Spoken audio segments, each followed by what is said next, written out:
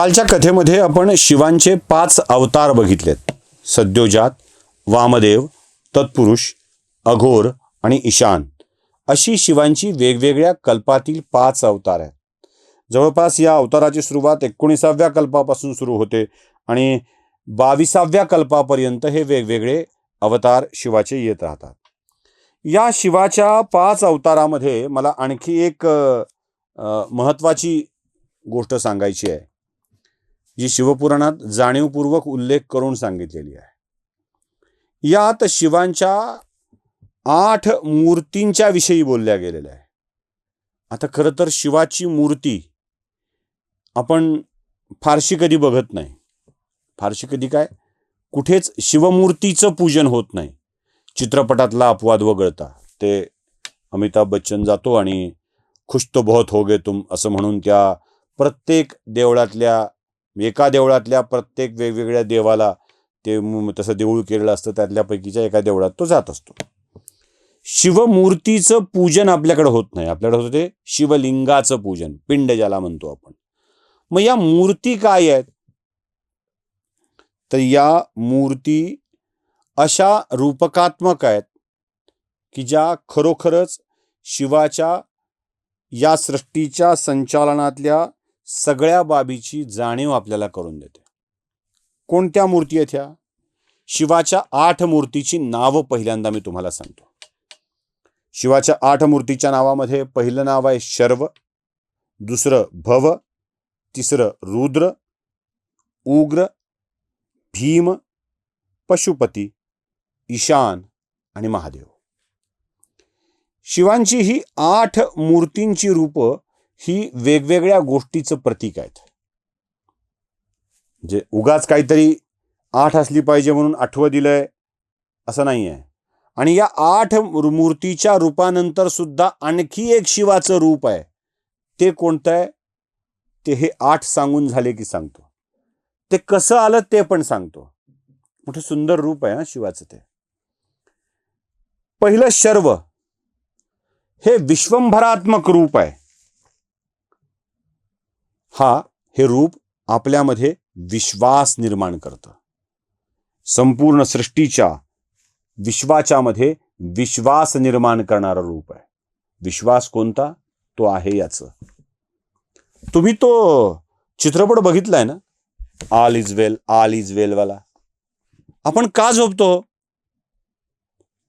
या देशाच्या सीमेवर तो अथांग समुद्र असो की हिमालयातल्या हाडं गोठवून टाकणाऱ्या थंडी असलेल्या हिमालयाच्या पर्वतरांगा असो, या थंडीत, वाऱ्यात, पावसात, उन्हात, पाण्यात आमचे सैनिक या देशाच्या सीमेचं रक्षण करत असतात. आणि सीमेलगतच्या गावातला माणूस सुद्धा रात्री निवांत झोपी जातो. एक विश्वास असतो. त्या सीमेवरती माझं सैन्य आहे आणि ते माझं रक्षण करत आहे. आपणही का जगतोय? तो आहे ना, तो बघतो. तो एकटा उभा आहे तिथे, मैं हूं ना म्हणत. तो एकटा उभा आहे आणि त्याच्या असण्याला इतका अर्थ आहे की या सगळ्या सृष्टीच्या मध्ये एक विश्वास निर्माण होतो. म्हणून शिवाचं शर्व हे रूप विश्वंभरात्मक आहे आणि ते विश्वास निर्माण करतं. शिवाचं पुढचं रूप सलिलात्मक आहे. सलिल म्हणजे पाणी. आणि हे सलिलात्मक रूप जगाला जीवन प्रदान करतं. आणि हे रूप म्हणजे दुसरी मूर्ती भव. तो विश्वास या रूपानं आहे, जीवन या रूपानं आहे. पाणी पडणार आहे. एप्रिल मे या महिन्यात शेतकरी शेतीची मशागत करतो. विश्वास असतो. जून जुलै या महिन्यात पाऊस पडणार आहे. ते विश्वासाचं रूप खरोखर अस्तित्वात येतं. भव बनून पाऊस पडतो. जमिनीचं सिंचन होतं. जमिनीचं सिंचन होतं. पेरणी केली जाते. मग पुढच्या रूपाची गरज पडते. ते म्हणते रुद्र. तिसरं रूप मूर्ती रुद्र. हे रुद्र रूप भरण पोषण करणार आहे, या सृष्टीचं भरण पोषण करणार आहे. नुसतं भरण पोषण करणार नाही, स्पंदित करणार आहे. स्पंदन कुठं असतात? ठक ठक ठक ठक ठक ठक, ते स्पंदित करणार आहे. या जीवसृष्टीतल्या हृदयामधली स्पंदन तो रुद्र रूपानं आहे, तो या जगाचं भरण पोषण करणार आहे. आपण भगवान विष्णूची सहस्त्रनामं ऐकलीत बघा. तोच आहे, पोषित तोष आहे, पोषक तोच आहे, पोषण करता तोच आहे, पोषणासाठी लागणाऱ्या गोष्टी सुद्धा तोच आहे, सगळं तोच आहे. तो स्पंदित करतो. पुढचं रूप आहे उग्र. हे तर उग्रच आहे, उग्र रूपधारी आहे. चिडला नाही, रागावला की झालं, मग सुरू शिवतांडव स्तोत्र, धगत धगत ते सुरू होऊन जातं. पुढचं रूप आहे भीम. भीम म्हणजे आकाशात्मक रूप आहे, सर्व ठिकाणी व्यापलेलं रूप आहे. पुढचं रूप आहे पशुपती. भवपाशाला छेदत. तुम्ही जे भवसागरामध्ये अडकून पडलेले असताना त्या भवपाशाला छेडणारं हे पुढचं रूप आहे.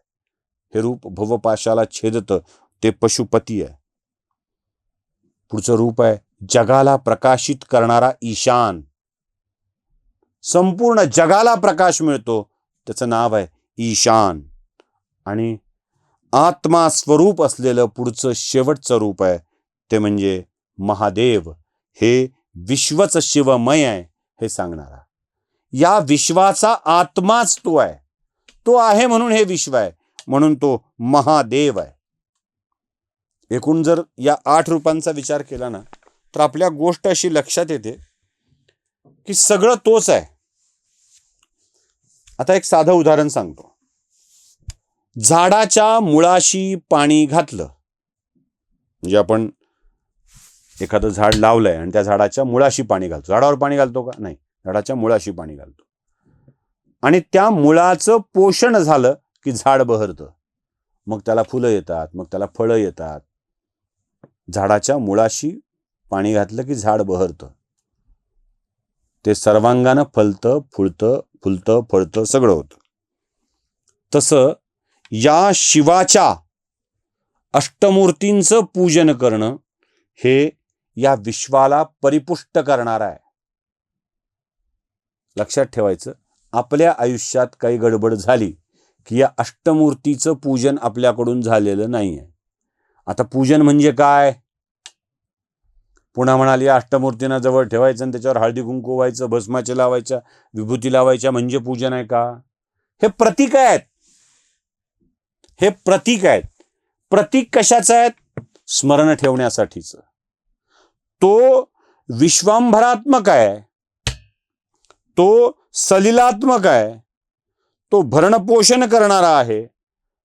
तो भीम म्हणजे आकाशात्मक आहे, तो भवपाश दूर करणारा आहे, तो प्रकाश रूप आहे आणि तो आत्मा स्वरूप आहे. हे आपल्या लक्षात आलं की या सगळ्या गोष्टीची काळजी घेण्याची वृत्ती आमच्यामध्ये येते.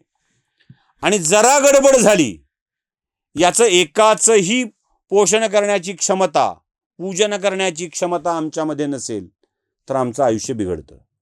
त्यामुळे शिवाच्या या 8 मूर्तींचं पूजन न करणाऱ्या माणसाला त्याच्या आयुष्यात प्रॉब्लेम येत राहतात. झाडासारखं काम आहे, ते केलंच पाहिजे. अष्टमूर्तीच्या पूजनाने ही सगळी सृष्टी परिपुष्ट होत असते. हे साधं सरळ सूत्र लक्षात ठेवायचं आहे. पुराण काय असतात? हेच तर असतात. प्रकाश, जीवन म्हणजे पाणी, विश्वास, आकाश, भवपाश, हे सगळं आमच्या जगण्यासाठी आवश्यक माहितीत आवश्यक असलेली आणि त्याची अंमलबजावणी करायची सूत्र आहेत. आणि या सगळ्या सूत्रांच्या मध्ये तो आहे. भवपाशातून बाहेर पडायचं असेल तर त्याची गरज आहे. तर या शिवांच्या 8 मूर्तींचं स्मरण तरी आमच्यामध्ये असलं पाहिजे. या 8 मूर्तींच्या शिवाय मी तुम्हाला मगाशी सांगितल्याप्रमाणे एक रूप अजून असं आहे ज्या या 8 मूर्तींच्या वेगळ्या आहे. बहुतेक शिवालयामध्ये आपल्याला एक प्रतिमा बघायला मिळते किंवा तुम्ही जाल तेव्हा ती अर्धनारी शिवाची प्रतिमा. एका बाजूला शिव दिसतात अर्ध्या रूपात आणि दुसऱ्या बाजूला अर्ध्या रूपात तुम्हाला स्त्री दिसते. ही प्रतिमा काय आहे? हे नवरूप आहे का? कसं आहे हे नवरूप हे बघूया पुढच्या भागात. नमस्कार.